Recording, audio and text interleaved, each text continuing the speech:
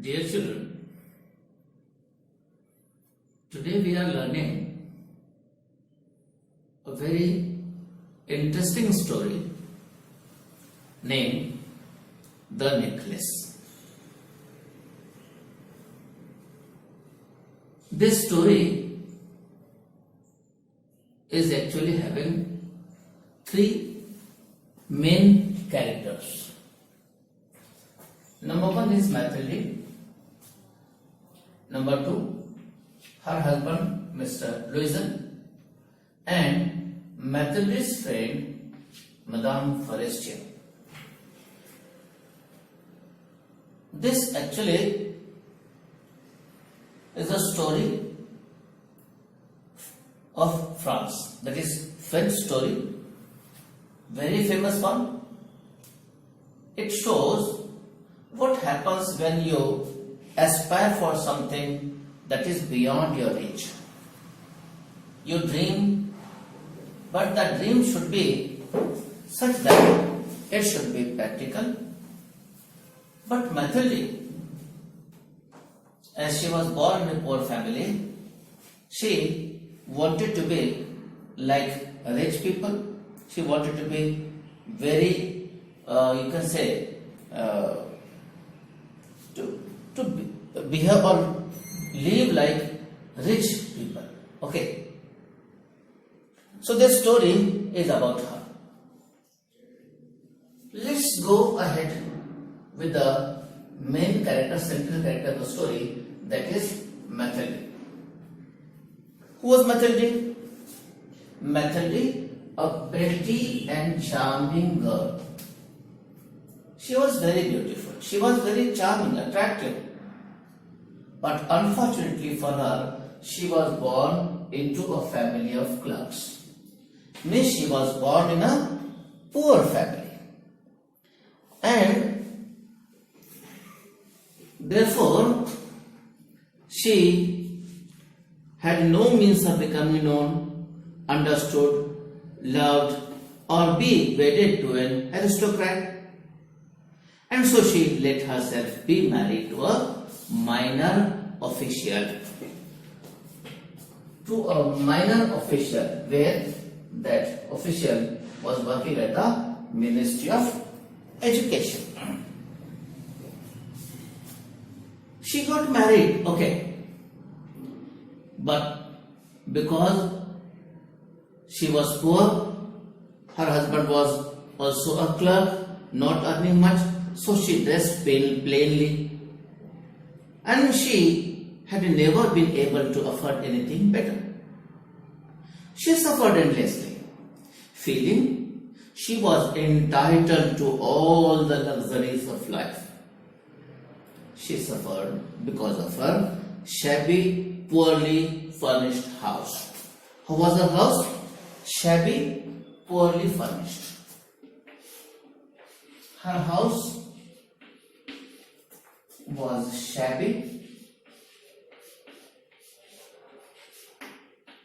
poorly furnished.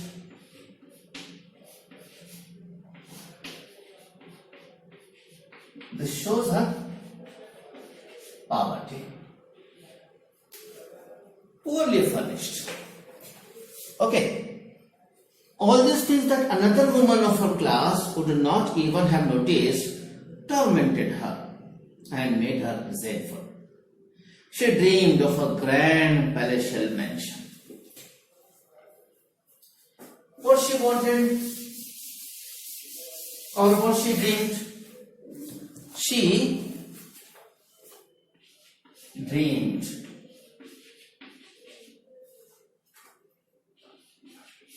what?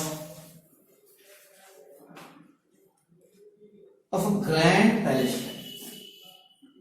Of a grand palatial, like a palace, very big. She dreamed of a grand palatial mansion, बहुत बड़ा महल जैसा कोई घर. So she dreamed of a grand palatial mansion with vast rooms, and this should have vast rooms where she would sit with her friends to have chat in the afternoon, and these vast rooms should have smaller rooms, and these rooms should have been perfumed. Okay, and she should chat there in the afternoon with close friends. So this was her wish. Yet she had no rich dresses, no jewels, nothing. She had no rich dresses, okay, no jewels,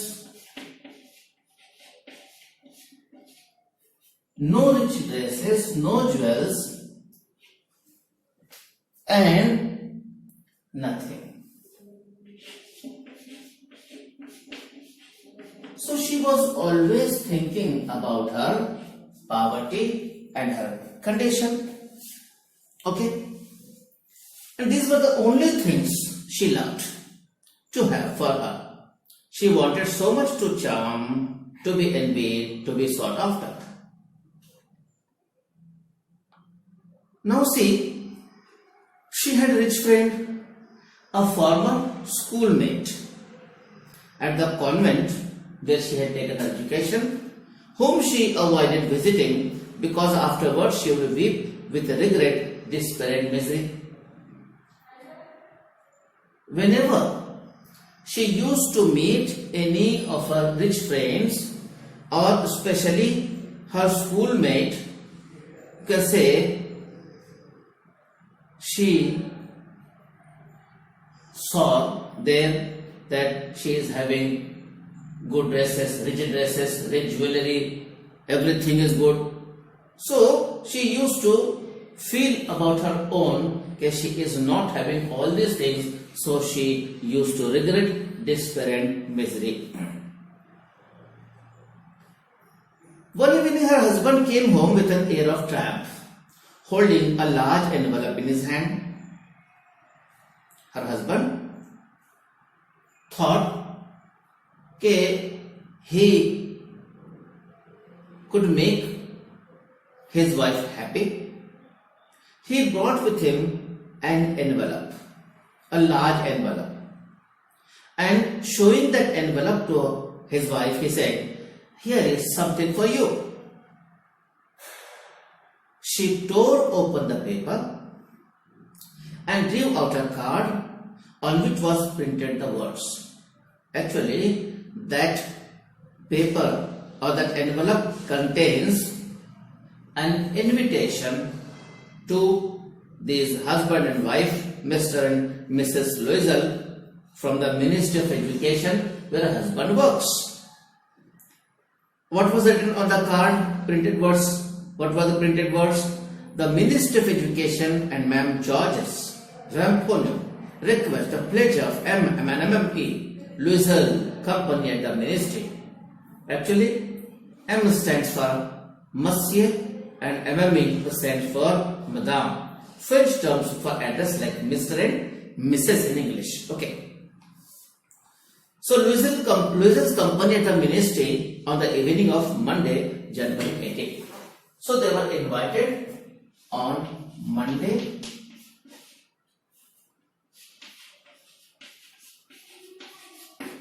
Jan, in the evening. Okay. Instead of being delighted, as her husband had hoped, she threw the invitation on the table resentfully and muttered, "What do you want me to do with that? And what do you expect me to wear if I go?" Her husband thought she would be very happy to see the invitation from the Ministry of Education, but happened the reverse of that, opposite of that. She was not at all delighted, not happy, and she threw the invitation on the table resentfully and asked her husband, muttered, "What do you want me to do with that? What should I do with this invitation?" The reason? She thought, if I go to the party, other people, other invitees may be having, especially the ladies, may be having rich dresses, rich jewelry on their person, and I'm not having all these things. So how can I go to that invitation? How can I attend the party? It is what she was saying. That's why she threw the invitation on the table, and she asked openly to her husband, "What do you expect me to wear if I go?" Means I am not having good dresses. He hadn't thought of that. Her husband hadn't thought of that. He stammered, "Why the dress you go to the theatre in? It seems very nice to me." What he meant to say is, when they went to watch or enjoy that movie to the theatre, that dress was good, and she can wear that dress to the party, to the invitation. He stopped, stunned, distressed to see his wife cry. When he said this, he was surprised to see that his wife started crying. He stuttered, "What's the matter? Let's see, Mathandi, how much would a suitable dress cost?" He understood that she will not go to the invitation unless she had a good dress. So he asked her, "How much would a suitable dress cost?" Mathilde, his wife, thought for a moment, computing the cost. Computing means calculating the cost, and also wondering what amount she could ask for without an immediate refusal. She was well aware of her husband's worth, her husband's income, and so whatever amount she should tell her husband to buy the dress, that amount she was calculating in her mind, and so that her husband shouldn't give a denial or should immediately give a refusal to that. At last she answered hesitantly, "I don't know exactly, but I think I could do it with 400 francs. See, 400 francs.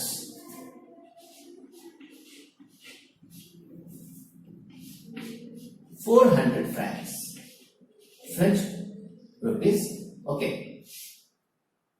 She replied that 400 francs would be enough to buy her a dress. Actually, 400 francs was not a small amount for her husband. So, 400 francs, but he couldn't react because he asked for the cost of the dress. She said, "I could do it with 400 francs. He turned a little pale. Who? Mr. Louisa, her husband. Because he had been saving that exact amount to buy a gun for a hunting summer in the country near Nantes with a few friends. However, he said, "Very well, I can give you 400 francs, but try and get a really beautiful dress." Fortunately for Mathilde, and you can say unfortunately for Mr. Louisa, Mr. Louisa was actually saving that exact amount, that is 400 francs, to buy a gun for a hunting summer. It means it was his wish, or you can say his desire to have that gun, and that gun cost almost 400 francs, and he was saving that amount for so long.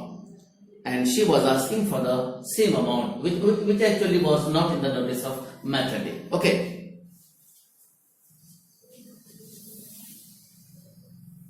He thought and told her, "Very well, I can give you 400 francs, but try and get a really beautiful dress." Means he has decided to sacrifice his desire of buying a gun and that same amount he decided to give to Mathilde to buy a good dress just to attend that party on Monday, 18 Jan from the Ministry of Education. The day of the party drew near and Madame Loisel seemed sad, restless, anxious, though her dress was ready. Now, as the day of the party was coming nearer, Madame Loisel, or you can say Mathilde, was again seemed sad, restless, anxious, though her dress was ready. Her husband was confused. He was not getting what made her so restless, anxious. One evening her husband said to her, "What's the matter? You have been acting strange these last 3 days." Her husband just wanted to know what's the matter now, because her dress is ready. And he has sacrificed those 400 francs that he has decided to buy a gun for him, and so everything was settled now. She replied, "I'm upset that I have no jewels, not a single stone to wear. I'd rather not go to the party." Because she was poor and she wanted to show off in the party that she is not poor, so she bought a good dress, but it was not enough for her. She wanted some jewelry also. But to buy the jewelry was not within his reach, within her husband's reach, Mr. Loisel's reach, and she was well aware of that. So she was thinking now about jewelry. And she told her husband, "I'm upset that I have no jewels." What she said? "I have no jewels, no jewelry, not a single stone to wear." Stone here means precious stone like diamond or pearl. "I'd rather not go to the party." And said, "Okay, and this is the reason, though I am having dress, I am not having jewelry, so I don't want to go to the party. I would rather not go to the party." Her husband just tried to convince her. He told her, "You could wear flowers," he said. "They are very fashionable at this time of the year." Actually, in those days in France, there was a fashion of wearing flowers instead of jewelry. And so naturally,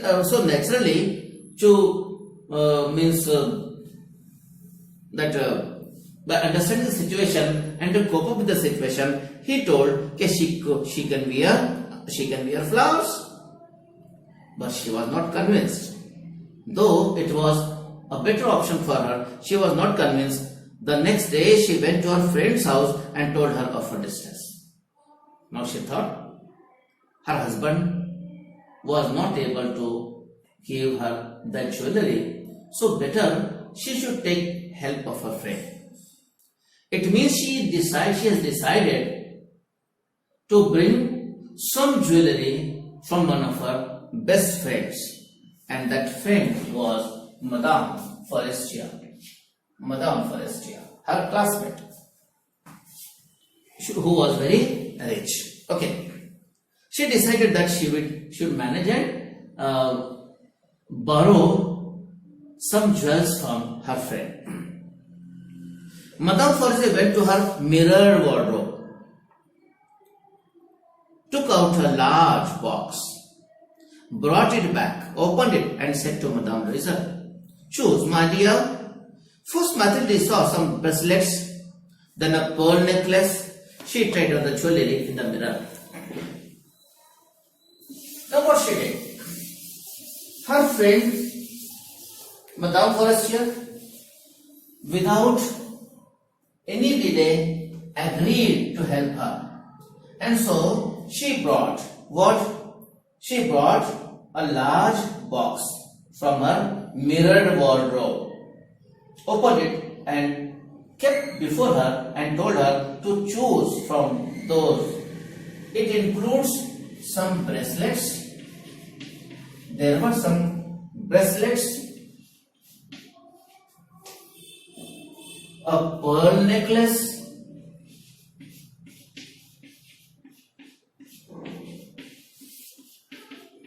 a pearl necklace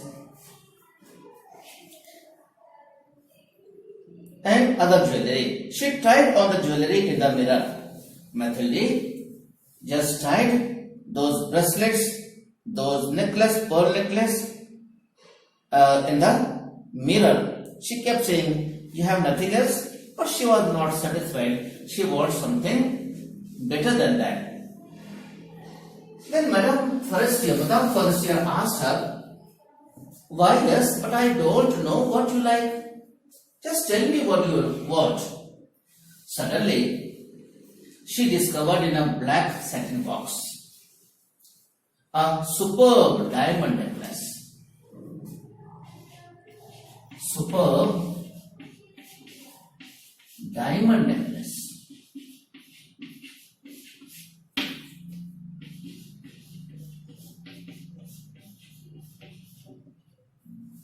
When Mathilde saw this superb diamond necklace in a black satin box, her heart began to beat with uncontrolled desire.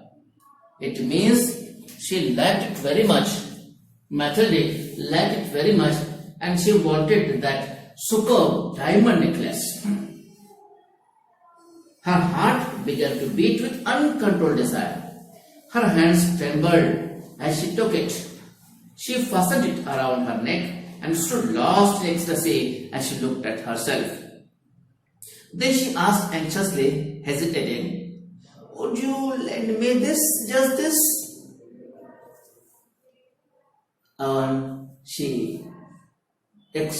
She expressed her desire to have that superb diamond necklace. Her friend, without hesitating, told, "Why, yes of course you can." She threw her arms around her friend's neck rapturously, then fled with her treasure. Here treasure means that diamond necklace. She was very happy and she fled. Fled means ran from there with that diamond necklace. The day of the party arrived. Madame Loisel was a success. She was prettier than all the other women, elegant, gracious, smiling and full of joy. Then she wore that dress, beautiful dress.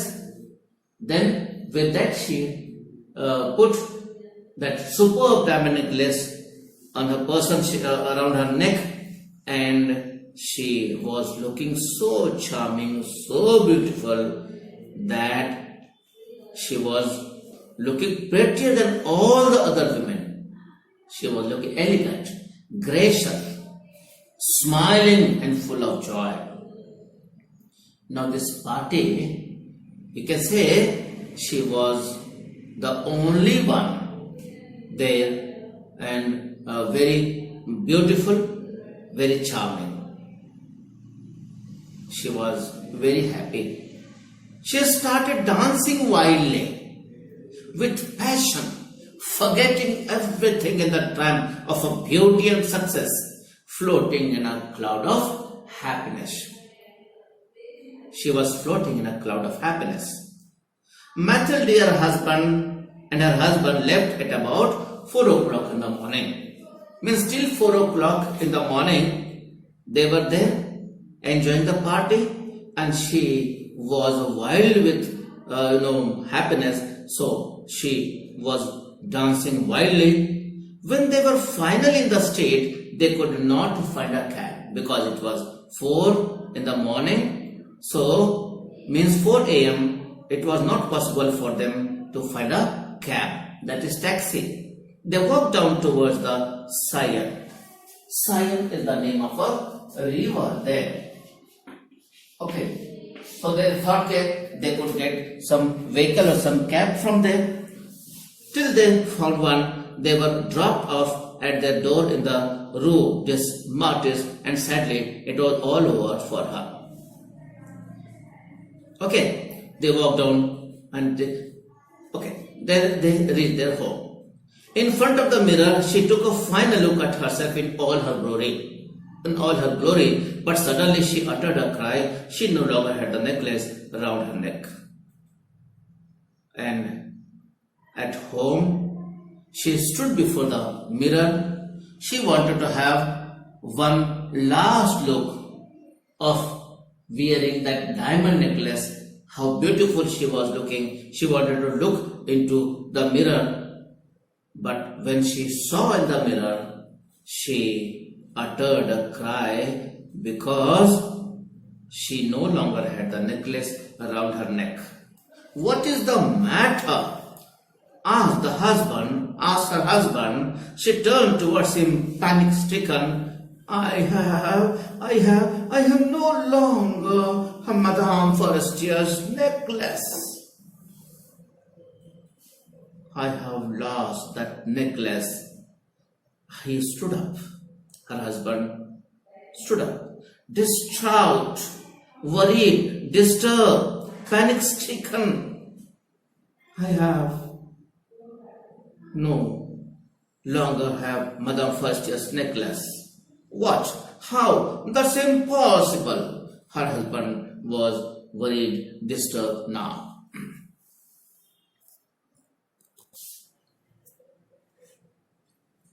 Now this part 2 deals with two things. Number 1, their search for the lost diamond necklace. And number 2, how did they manage to give back that necklace to the friend from whom she has borrowed that. Let's read out the part. They looked in the folds of her dress, in the folds of her cloak, in her pockets, everywhere, but they could not find it. Her husband asked, "Are you sure you still had it on when you left the hall?" It means she wanted to say that she might have lost that in the hall only when she was dancing wildly. She might not have realized and it might have fallen there only. But she said, "Yes, I touched it in the hall at the ministry." It means she has got it confirmed that it was there on a person in her neck only when at the party at the ministry. But if you had lost it in the street, we would have heard it fall. It must be in the cab. They thought, if it fall on the street, it might have made some sound and they might have realized it. So they thought it must be in the cab then. They might have lost it in the cab. It was what they were thinking about. Yes, that's probably it. Did you take his number? No. She asked, or they were discussing about if they have got the number of the taxi in which they traveled at 4 a.m. in the morning from the party to their home. They stared at each other,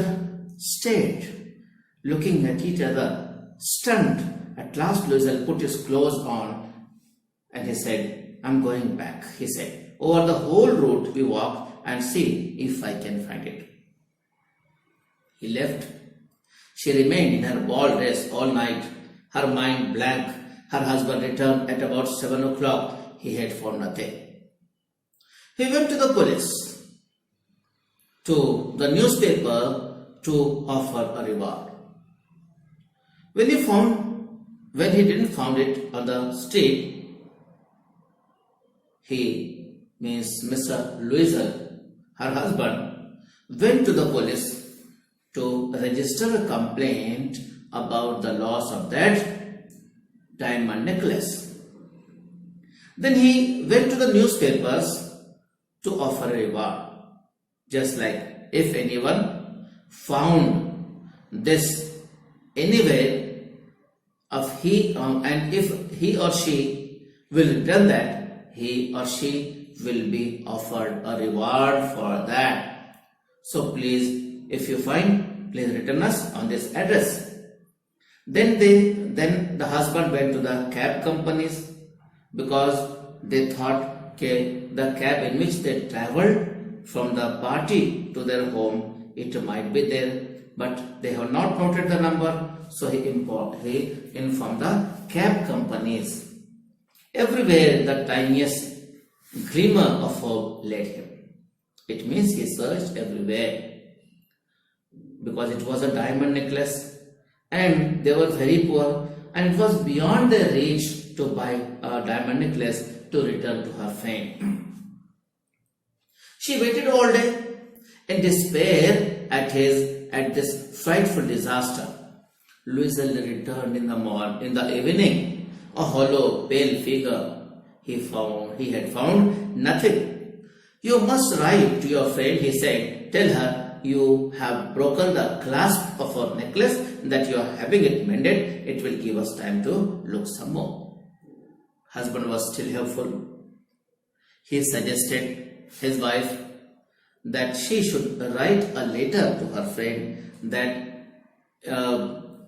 that clasp of her necklace was broken and they have given it to the goldsmith for mending, for repairing, and so that they could get some more time for looking or searching the necklace.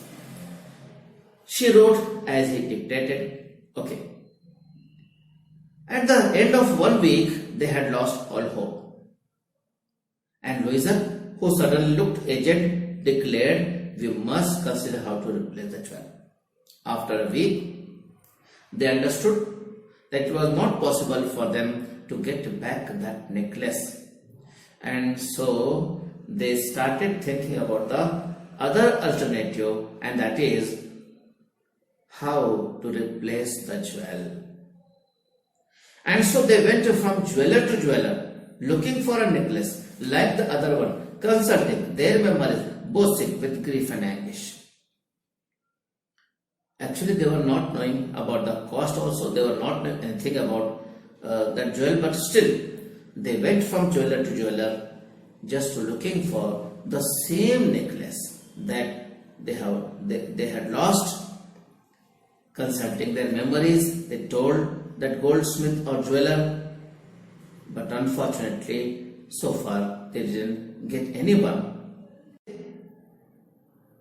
They found a shop at the Palais Royal. They found a string of diamonds which seemed to be exactly what they were looking for. See, they found that the same looking diamond necklace was there, kept in that Palais Royal, in a shop at the Palais Royal. It was worth 40,000 francs. They asked the price and they found that it cost 40,000 francs. It cost 40,000 francs.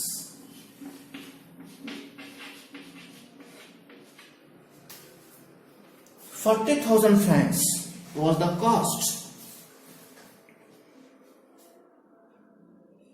They could have it for 36,000. They bargained, and that jeweler was ready to give it to them for 36,000. So they begged the jeweler not to sell it for 3 days. And they made an arrangement that he would take it back for 34,000 francs if the other necklace was found before the end of February. Now what they do? Still they were hopeful. That amount was also very big for them. But still they begged, requested the jeweler not to sell it for another 3 days till they arrange that money, and told that if they found the lost necklace before the end of February, then they will return that necklace and the jeweler told that he will give 34,000 francs back. It means he will take 4,000, 34,000, 30 means 2,000 as you can say, because they were using that for a few days, so he will take that 2,000. He will deduct that 2,000. The jeweler will deduct 2,000 francs. Loisel had 18,000 francs which his father left him. Now see how they managed the amount, a big amount which was beyond the reach. Loisel had 18,000 francs which his father had left. 18,000 which Mr. Loisel's father had left for, means it was a property, or it is something that he got from his father, and he decided to give that 18,000, and he decided that the rest of the amount, that another 18,000, he would borrow the rest from some moneylender, and he did borrow. He gave notes, made ruinous agreements, dealt with every type of moneylender. Then he went to get the new necklace and laid down on the jeweler's counter 36,000 francs.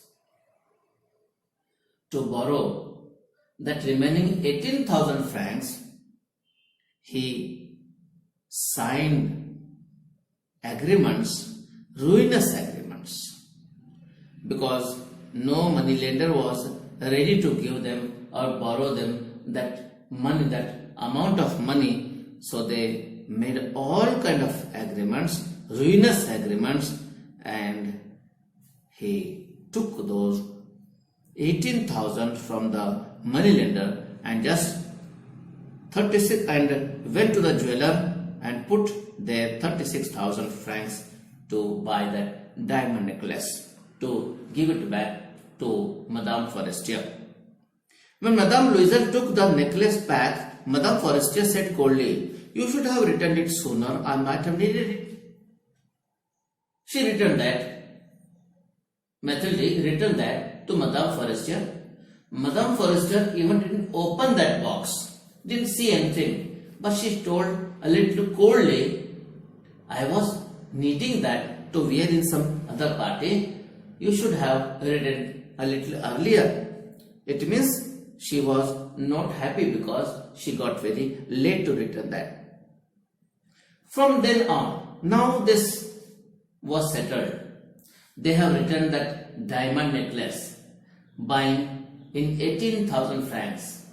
Her husband has sacrificed the amount that he got from his father, that 18,000 francs. It was just like lifetime something that he possessed, and he just sacrificed for that necklace, and they borrowed another 18,000 francs from moneylender. Now see how it brought a change in their lives. Now it is very necessary for them to pay back that 18,000 borrowed from the moneylender. Now what they do to pay back the interest and the principal amount to the moneylender. See, when Madame Loisel took the necklace back, this happened, this over. From then on, Madame Loisel knew the horrible life of the very poor, but she played her part heroically. The dreadful debt must be paid. She would pay it. They may dismiss their maid. First of all, they dismiss their maid. Maid means female servant. They change their lodgings. They change their lodgings also, because earlier was costing a little more. Now they rented a garret under the roof.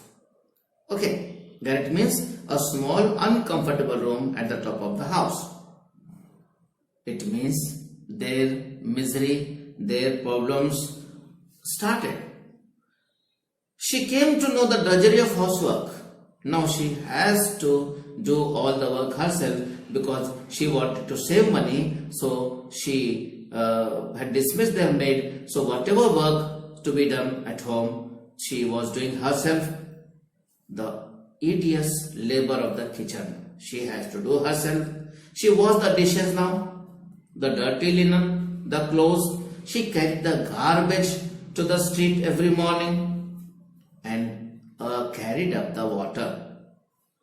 It means she need to do everything now, stopping at each landing to catch her breath and rest like a commoner. She had to bargain at markets, quarrels and face insults over every miserable serf. It means to save a little amount. Serf is a French coin of low value used in the past. And just to save that little amount, she used to bargain at the markets, quarrel and face insults.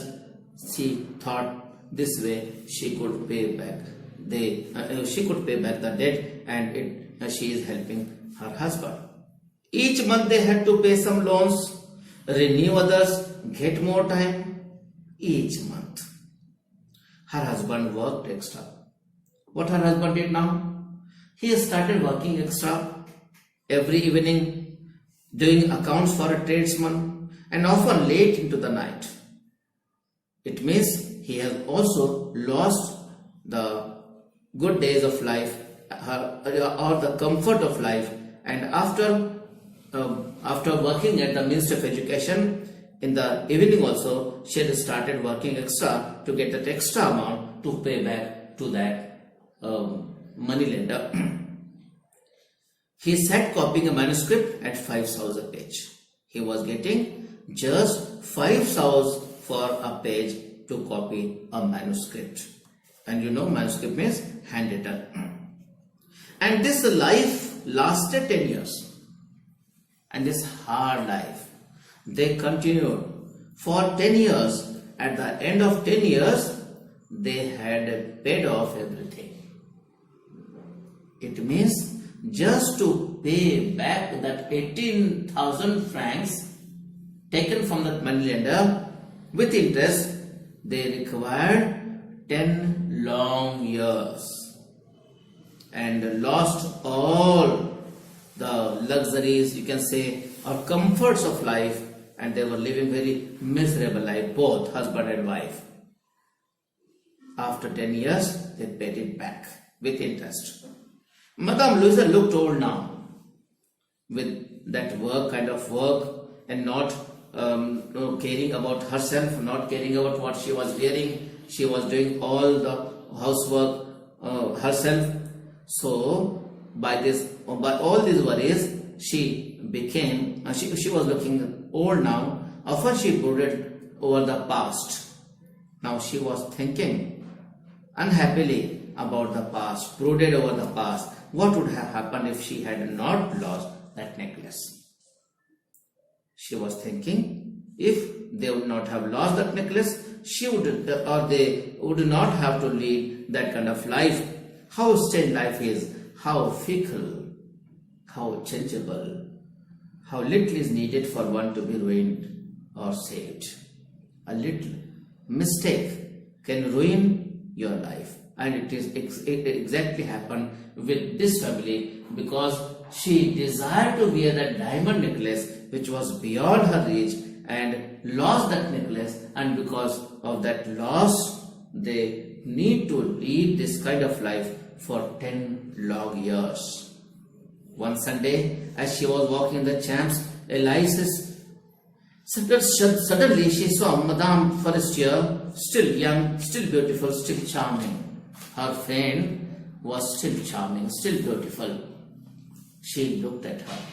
She was meeting her after 10 long years. Madame Loisel felt emotional to look at her friend. Should she speak to her? She was thinking, yes, of course. And now that she had paid, she would tell her, or why not? She decided that now she had paid back all the amount, so she should go and tell her everything, what happened and how did they pay back that debt on borrowing that diamond necklace. She went up to her, Mathilde went up to her friend and told, "Good morning, Jeannie."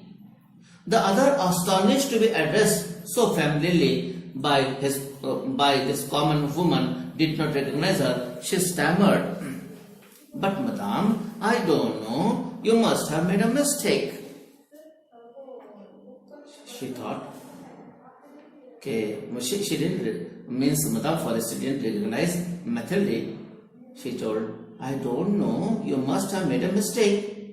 She said, "No, I'm Mathilde Loisel." Her friend uttered a cry, "Oh, my poor Mathilde, how you have changed." "Yes, I have had some hard times since I last saw you, and many miseries, and all because of you." All because of you. It means she, a way of, a kind of blaming, you can say. "Me? How can that be? It happened because of me." She was surprised, means Madame Forestier was surprised, and she said, "How can that be?" So she explained, "You remember that diamond necklace that you lent me to wear to the ministry party?" "Yes, yes, I remember." "Well, I lost it." "I lost it? What do you mean? You brought it back?" "You are saying you lost it, but you brought it back and you gave it back to me." So she explained, Mathilde explained, "I brought you back another exactly like it. And it has taken us 10 years to pay for it. It wasn't easy for us. We had very little, but at last it is over and I am very glad." She explained that they had bought a new one, another one, looking exactly like the same. And because they were very poor, it was very difficult for them to manage that much amount. And so, but now after 10 years, we have paid everything and now it's over. Madame Forestier was stunned. "You say that you bought a diamond necklace to replace mine?